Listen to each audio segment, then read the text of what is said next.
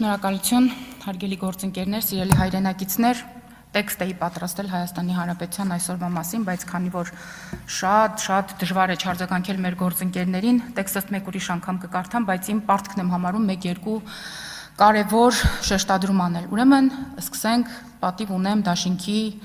քարտուղարից կամ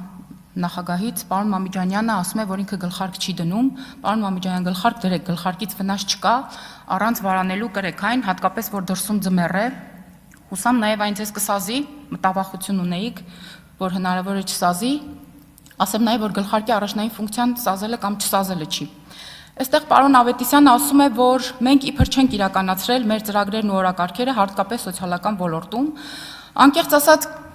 հասկանում եմ, որ նրանք ստիպված են սիստեմատիկ եւ մեթոդաբար մոռանալ իրենց օրակարգերի մասին, բայց այստեղ փոքրիկ հիշեցում անեմ, ուրեմն 21 թվականին, երբ մեր ընդդիմությունը եկավ արդեն ազգային ժողով, նրանք պատերը եւ բարձրագործ հայտարարություններով, այսպես ծածանելով հնարավոր բոլոր դրոշները, ասում էին, որ իրենք մի օրակարգ ունեն եւ այսօր չէ վաղը, մյուս օրը ժամը 5-ին, 15 րոպե հետո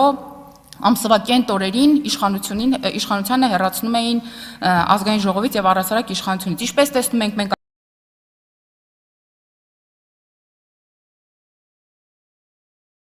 այսօր այստեղ ենք, բայց ընդդիմության շարքերը կարծես թե քիչ-քիչ նոսրանում են։ Եվ այստեղ մի հետաքրքիր բան կա, ես անկեղծ ասած չեմ հասկանում մեր ընդդիմադիրների այս խիզախությունը, համարձակությունը, չգիտեմ, դրանք իհարկե ճակերտների մեջ եմ ես ուզում դնել, բայց ես ուզում եմ ուղղակի հանրությանը ասել, որ երբ 2018 թվականին քաղաքացիական պայմանագիր կուսակցությունը եկավ իշխանության, ուրեմն միայն սոցիալական ոլորտում, աշխատանքի եւ սոցիալական հարցերի նախարարությունում 91 թվականից սկսած, երբ Հայաստանի Հանրապետությունը դարձել էր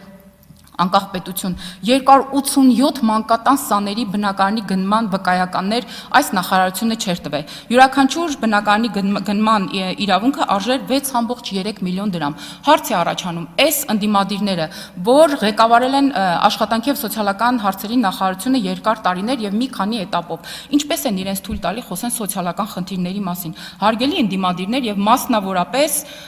Աղբան Վարդանյան եւ օրինակ Թադևոս Ավետիսյան, մանկատան սաների տներն ու փողերը ուր են, գուցե սրան պատասխանեք։ Պարոն Աբրամյանը չգիտես ինչու, որ քաղաքական որջով է տպավորված կամ որ որջին են ամեն օր նրանք զոհաբերություն մատուցում, անկեղծ ասած չգիտեմ, գուցե պարոն Աբրամյանը նոր է կարդացել Մոնթեսումայի դուստրը եւ շատ տպավորված է որջերով, բայց ասեն, որ մեր քաղաքական ուժը որջդ չունի, մենք ունենք քաղաքական առաջնորդ, ով Հայաստանի Հանրապետության վարչապետն է նաեւ։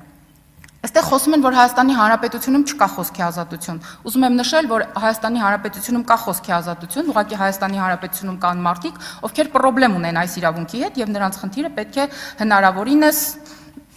առնչել հենց այդ օրենքի հետ։ Իսկ Տիկին Գյուրեղյանին, գիտեմ, որ ժամանակս լրանում է, Տիկին Գյուրեղյանին մի բան կասեմ։ Տիկին Գյուրեղյանի եւ Տիկին Գալստյանին։ Տիկին Գալստյան եւ Տիկին Գյուրեղյան, դուք գիտեք Հայաստանի Հանրապետությունում տարբեր համայնքներում եւ մարզերում հայ առաքելական եկեղեցին ինչ գույք է սեփականացրել կամ անվարձահատույց ստացել։ Օրինակի համար ասեմ, որ Չարենցավանում կաթողիկոսը անվարձահատույց վերցրել է, ավարտում եմ, պարոն Ռուբինյան, Կինոյի տունը։ Հիմա ուզում եմ հարց ուղղել։ Կինոյի տանը Կտրիշ Ներսիսյանը ինչ ֆիլմ է ուզում ցուցադրել։ Գործակալ 004-ը, որտեղ խոսվում է Գեղարդի գողության մասին, թե Արշակ Սրբազանի մասին ֆիլմերը։ Հասմիկ Հակոբյան։